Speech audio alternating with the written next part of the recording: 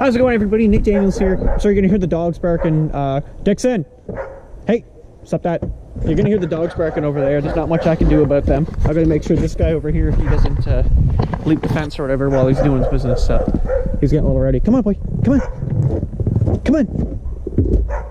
Trying to get him to come inside. Anyway, this is a bad intro to a video. Come on. Come on. Ah, there we go. Got him. Get in there. Alright, we'll finish the video here.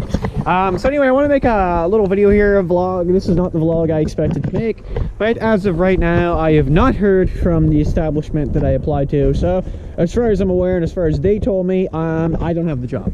So that kind of sucks. I'm not gonna lie, I was actually looking forward to that. But another opportunity has arisen, and it's already got some problems. So Walmart, I applied to for a couple positions. Actually, there was like 2 or 3. Anyway, I applied for all of them, and it says I have an interview, and I have to click a link in their email, and then it schedules a time. Like I can like pick a time that I'm available to do so, like for the interview. And for some reason, the link just never works. So every time I click it, it's always just saying that the registration process is closed or something stupid, like some generic message. Really pissing me off, man, because I'm stoked. Like that actually would be pretty decent for a couple hours a week. And I'm also looking at a couple IT jobs that are very local too, or not local, but something that's kind of within my scope and something I think I could do. So I'm kind of hoping those pay off, but it's really hard to say. I don't know. I constantly get into these situations where I don't really know if things are going to work out or not, and really the only way to find out is just to play it by ear. So I plan on definitely making a call, and we're going to figure that out. Now, one other thing I want to talk about here, so this is a quick video, it's only gonna be like 3 minutes, is the last place I was working, which I don't mind saying was Sobeys. On my way out of that company, the night before I left, I actually flipped off HR an email that took me 1 hour and a half. That was the longest email I've ever written, and I sent it to this woman that I've basically never heard of, and there's just a picture upstairs that says HR, and I sent her this, and I said, here you go, right?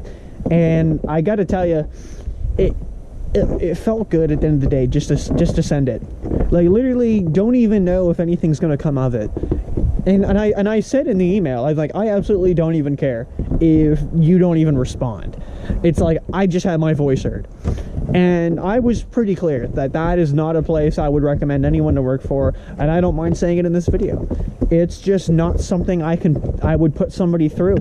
And there were like so many things I had to say, and I just didn't even get to say them all, because there was just that many. Like, you know, there's just that many things that have happened to me that I don't expect should ever happen to somebody, and I don't believe they should ever happen to somebody in a professional environment. So when you claim it's a professional environment, but yet that stuff goes down, to me, that's actually straight up, that's just disrespectful.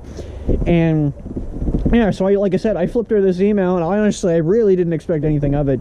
All of a sudden today, she's getting right back to me, and she's like pretty good with the responses. Like, she's pretty quick, and she wants to know, right? She wants to know information.